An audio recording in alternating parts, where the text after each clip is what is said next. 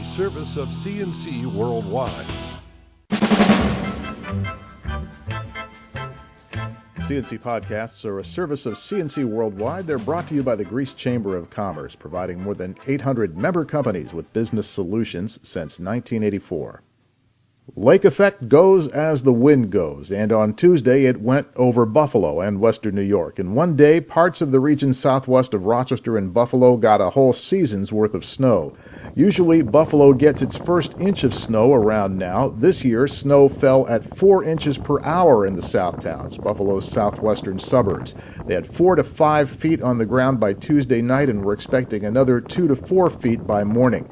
Meanwhile, Rochester had sunny skies most of the day. There were just a couple of inches in the Scottsville area, an inch or so in Henrietta and Rush. The really heavy snow fell from Batavia to the west. Governor Cuomo declared a state of emergency and mobilized the National Guard and their heavy equipment to help the Buffalo area dig out. The thruway was closed from Henrietta to the Pennsylvania state line and remained closed both ways late Tuesday night, stranding drivers, trucks, and buses. Some were 15 hours getting off the road and into shelter. The Thruway Authority used snowmobiles to check on the welfare of stranded drivers. The major state highways were also shut down by stranded cars and trucks that kept plows from getting through. All counties in the western New York region declared states of emergency and banned non-emergency vehicles from the roads. And some towns said it may be Thursday before they'll be able to get the roads open again.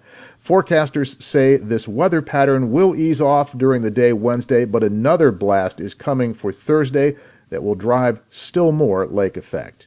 And you do have to love the western New York snow attitude. While it was snowpocalypse in Buffalo, the organizers of the Xerox Rochester International Jazz Festival have already announced one of the headliners for the 14th annual festival in mid-June. 5-time Grammy winner Diana Krall is returning for opening night June 19, 2015. She'll be at Kodak Hall in the Eastman Theater. Tickets go on sale Friday via rochesterjazz.com.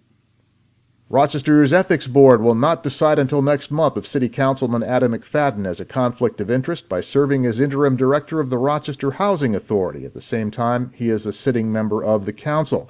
The board discussed the issue in an open meeting Tuesday night, but tabled it until a future meeting. That means no decision until at least December 9th. Much of the discussion focused on how much the RHA director has to do with setting pay raises for non-union employees. City Council has to approve those pay scales.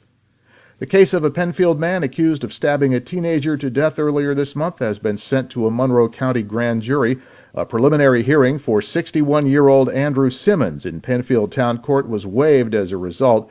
Simmons has pleaded not guilty to a second-degree murder charge for the death of 18-year-old Wallace Fennell III.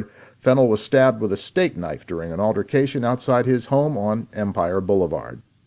Gates police say a pit bull that attacked a brother and a sister who were dog-sitting will be put down. The dog's owner has handed him over to police, and he will be euthanized after a mandatory 10-day waiting period to check for rabies. The dog attacked 46-year-old Don Dart and his sister Debbie Knacker while the owner was away. The dog didn't retreat until Dart grabbed the nearest thing he could find, a guitar, and smashed it over the dog's back.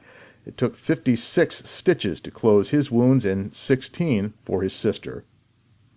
A Rochester police officer and the driver of an SUV were taken to Strong Memorial Hospital after being injured in a three-way crash Tuesday morning on East Main Street.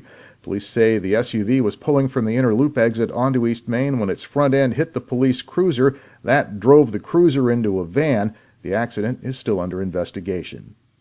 And the Greece Athena Trojans were honored Tuesday night by the Greece Town Board and by the Greece Central School District Board of Education for claiming the Class A Boys Soccer State Championship. They beat East Hampton of Long Island 4-2, claiming their first ever state championship for the school in soccer. Your next CNC podcast is whenever you click on one of these pages and catch one. We post updates as necessary. I'm Bud Lowell, CNC News.